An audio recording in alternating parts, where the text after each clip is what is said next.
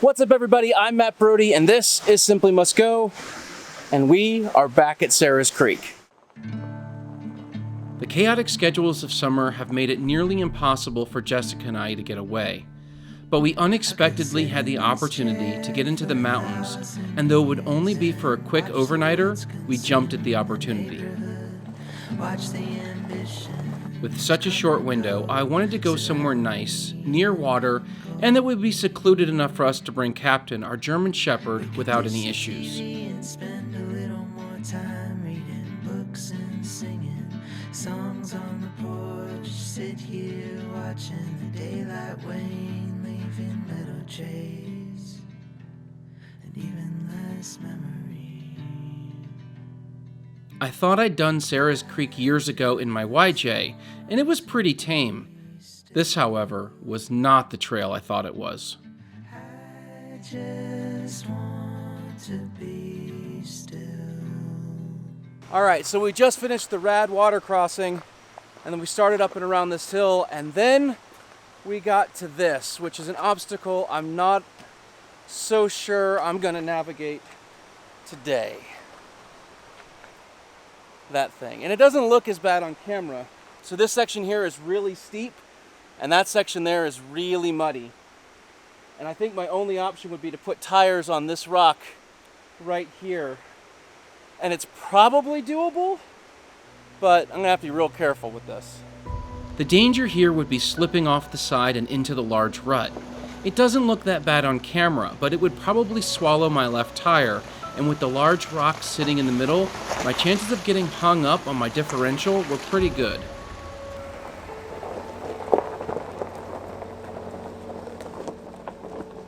Next, we came to another water crossing. It wasn't deep, but the rock leading into it was steep, off-camber, and very slick. It doesn't look like it from this view, but you can see it a lot better from the drone.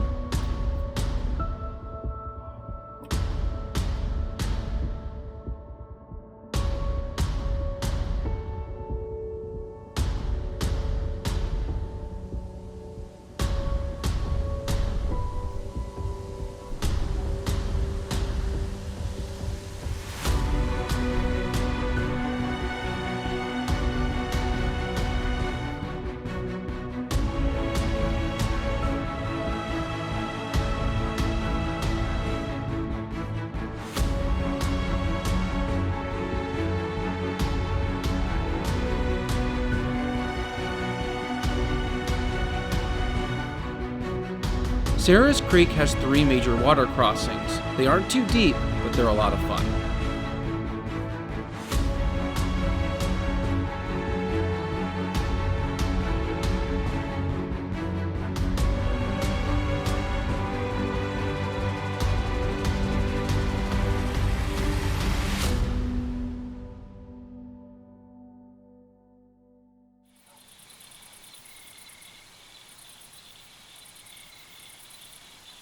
All right, so we made it to our campsite. We've got the tent set up. Now we're using the ground tent and not a rooftop tent because we have Captain right now, and it's just hard to do in a rooftop tent with a dog as big as Captain, so we're in the ground tent. Couple of things about our setup has changed. I do not have the trailer, so we got everything in the Jeep, which I'm pretty proud of. I don't think we forgot anything overly vital. I forgot some things I needed, but nothing that was vital. So I'm hoping on this trip that we don't have the problem that we've had every other time that Jessica and I have gone out. Every other time that Jessica and I have gone out camping together using this tent, we've brought an air mattress, and every time, whether it was an air mattress that had been reliable or a brand new out of the box from Walmart air mattress, every time that air mattress has gone flat almost instantly, and it's been miserable.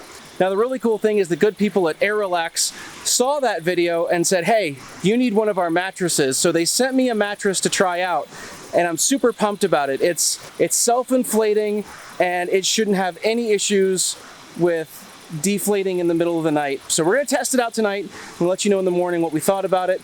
I have very high hopes for this. So Sarah's Creek is in Clayton, Georgia, and Jessica and I are here just for the night. We ended up getting the chance to come out, so we drove up this morning. We got here, it's about 6 o'clock now, and we're gonna leave fairly early in the morning, so a very quick round trip. I thought Sarah's Creek was a different trail than what this is.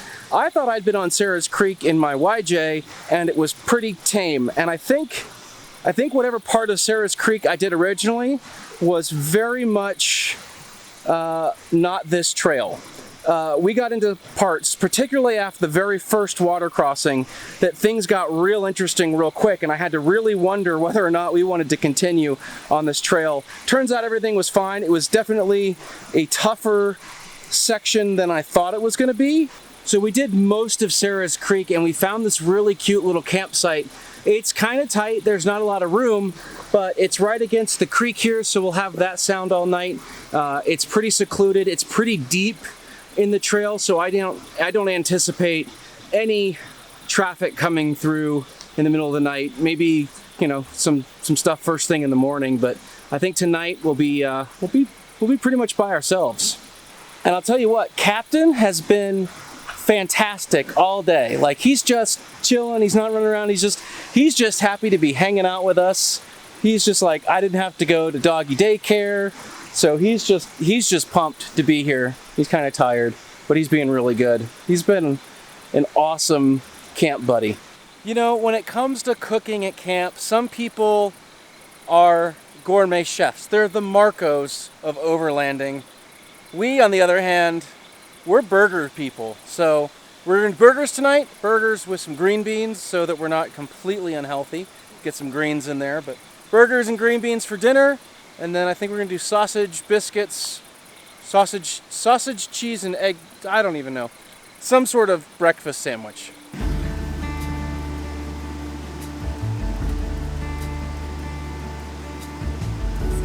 It's so cold. So Overlanding 101 is don't put your olive oil in the refrigerator, because now it's hard.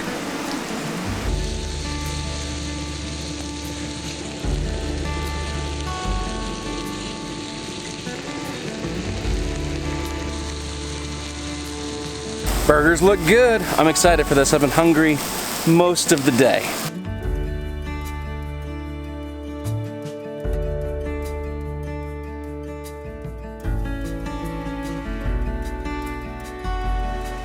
The green beans are amazing.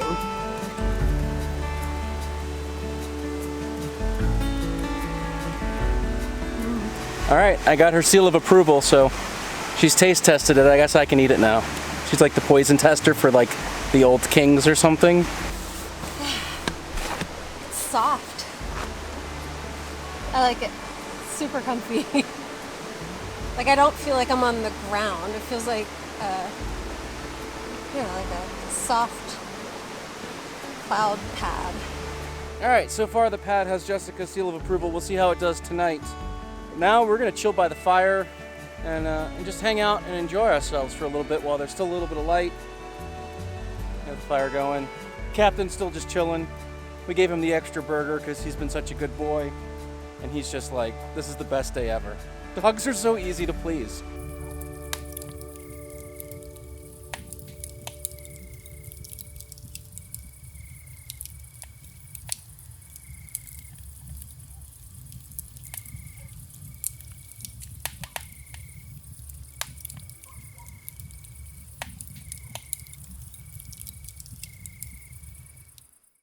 Good morning.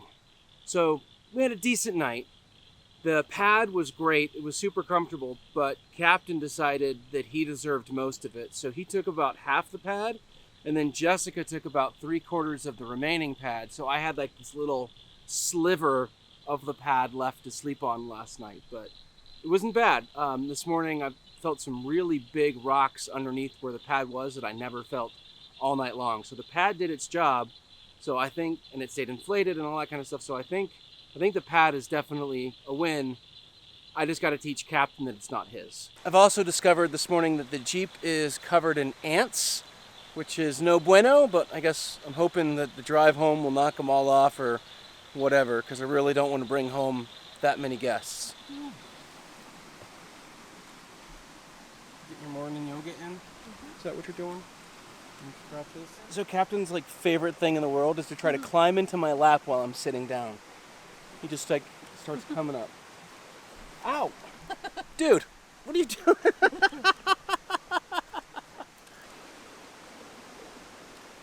We've got ants all over the tent too. Jeez.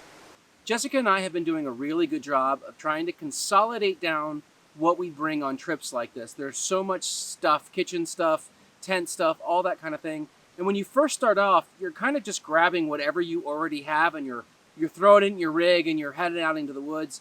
And that's great. And I think that's where everybody should start.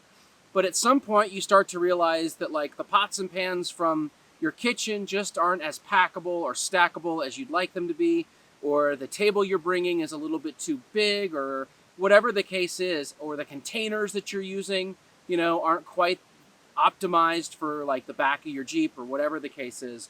So we've been working through each of that stuff, kind of starting with the kitchen gear.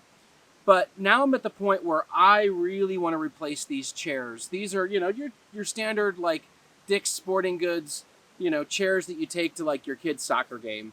And they're fine. They just don't pack up real well and they're not super comfortable.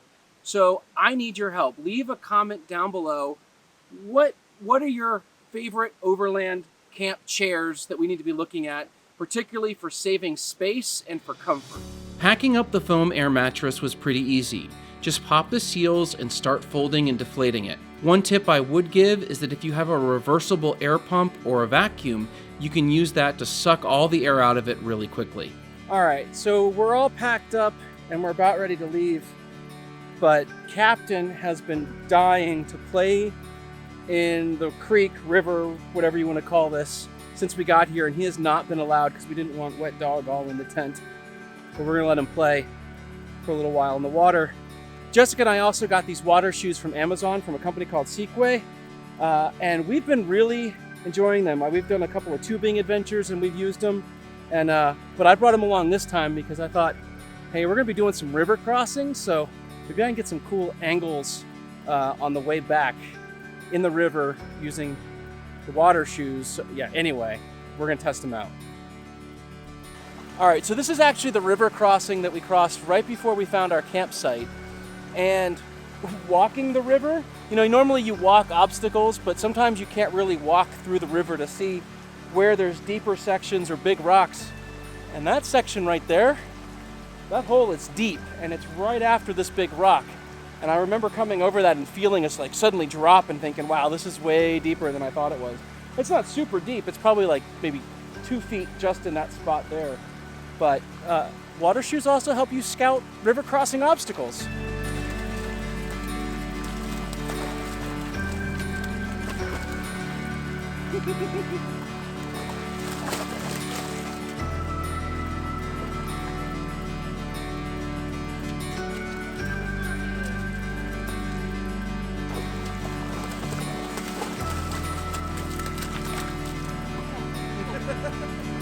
If you're interested in getting some decent water shoes that are not very expensive, I will link down in the description for these. They're just on Amazon. You can find them, made by Sequay. I give them a thumbs up.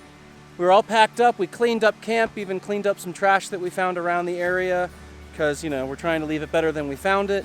We're gonna head up the trail a little bit more to finish Shara's Creek, and then we're gonna head back. So I haven't been to the very end yet.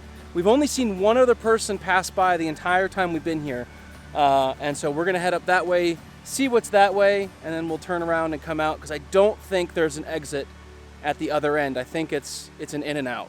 So we'll go down, we'll see it, and then we'll head out, and I'll show you all the cool water crossings from a different perspective.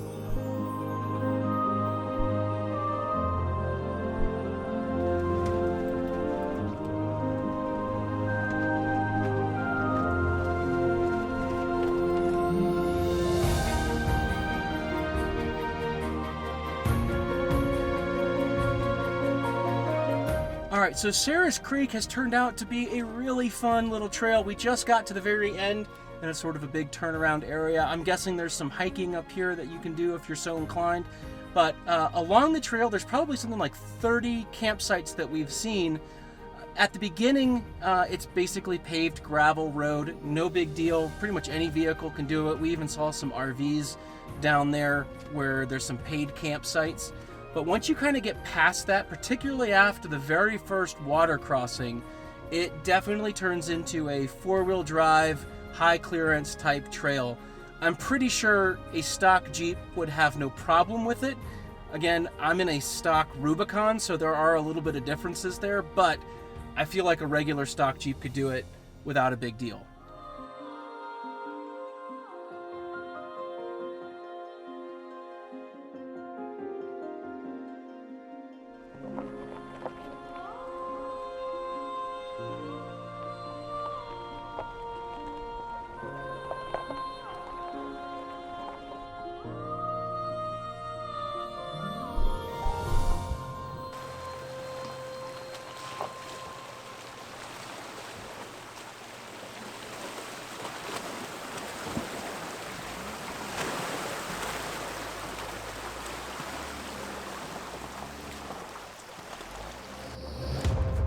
The drive out was met with its own challenges.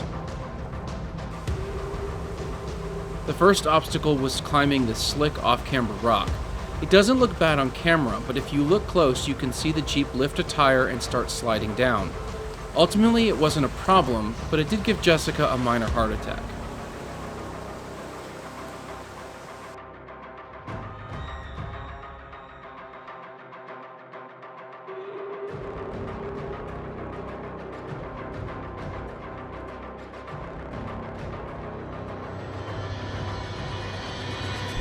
This is the obstacle that I'm most nervous about because it's really hard to see, and a couple of inches means not good things happening.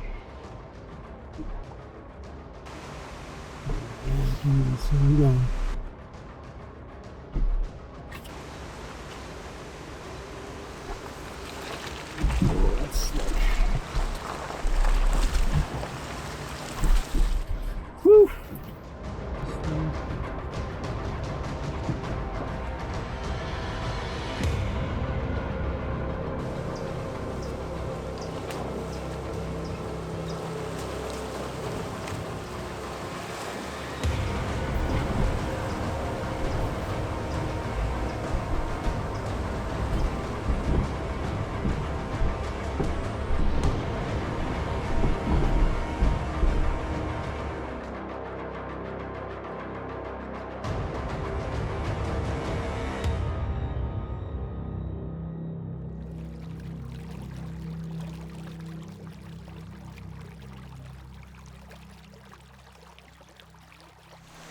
All right, guys, we are pretty much done with this trip. We had a great time, even though it was a quick, short one-nighter.